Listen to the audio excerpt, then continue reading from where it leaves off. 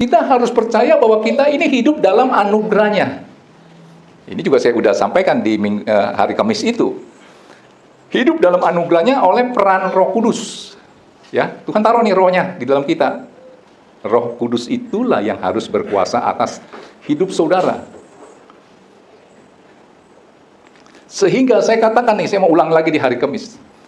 Kita hidup di dalam anugerah Tuhan oleh karena peran Roh Kudus yang Tuhan taruh dalam hati kita.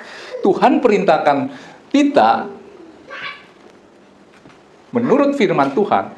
Tuhan suruh lakukan A, B, C, D.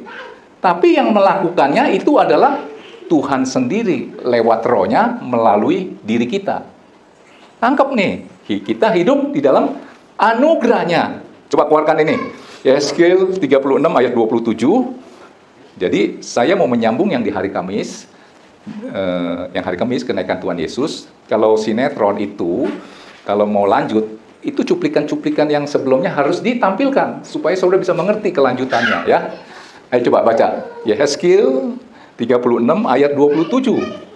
Jadi bukan kuat gagah saudara, saudara bisa melakukan firman Tuhan, tetapi itu semua karena kekuatan roh yang Tuhan taruh di dalam hatimu. Ketika engkau mengaktifkan roh yang Tuhan taruh di dalam hatimu, mempersilakan roh Tuhan berkuasa atas kehidupan kita. Cara berpikir, cara berkata-kata. Rohku akan kuberikan diam di dalam batinmu, dan aku akan membuat kamu hidup menurut segala ketetapanku, dan tetap berpegang pada pelaturan-pelaturanku dan melakukannya. Siapa yang memampukan kita untuk bisa menurut ketetapan Tuhan? Kalau sudah baca ini siapa? Rohku. Itu. Ya.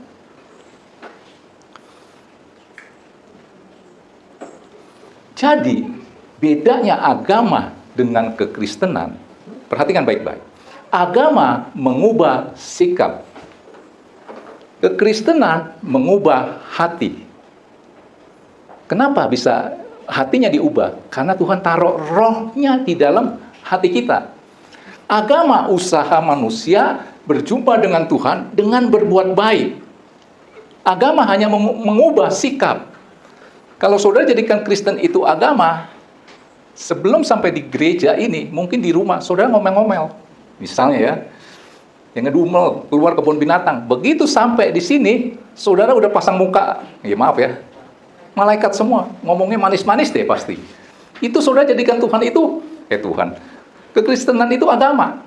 Agama pasti menjaga sikap. Mengubah sikap. Saya teropong ya, tadi di rumah ada yang marah-marah, keluarnya kebun binatang. Atau di jalan, keserempet, keluarnya kebun binatang. Sampai di sini menjaga sikap. Shalom, haleluya. Diinjek kaki pun dia tetap haleluya. Tapi di luar dari gereja, kesenggol dikit.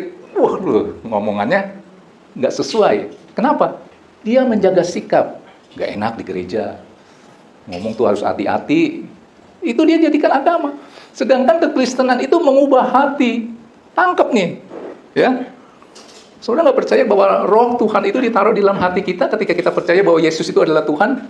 Coba kita buktikan. Yakobus 4 ayat 5. Nah, ketika roh itu ada di dalam hati kita, perbuatan baik itu otomatis kalau kita memberi roh Tuhan itu berkuasa atas hidup kita.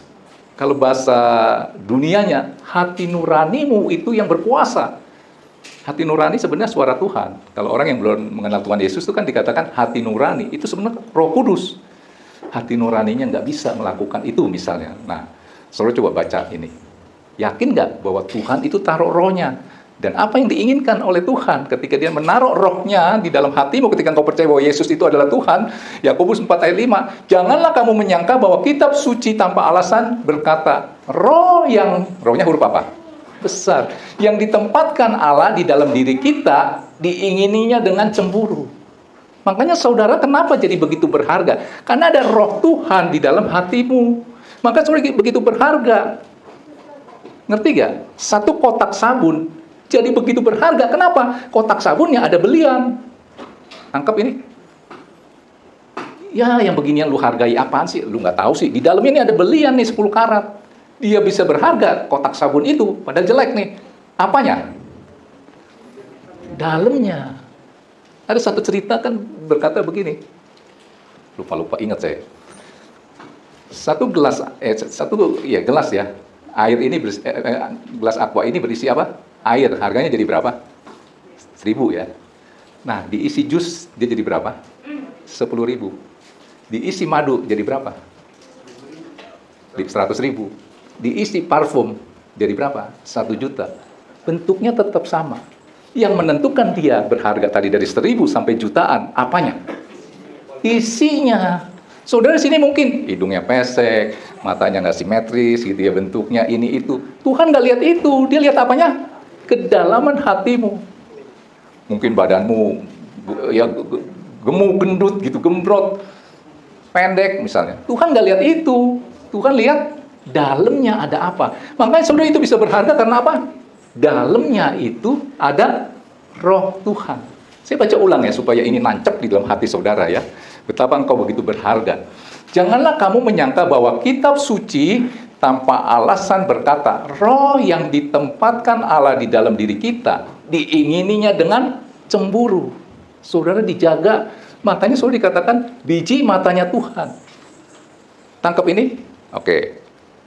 Nah, sekarang kita mau masuk ke intinya ya. Mencoba menghampiri Tuhan dengan perbuatan baik akan sia-sia karena ini agama. Keluarkan ya. Lukas 8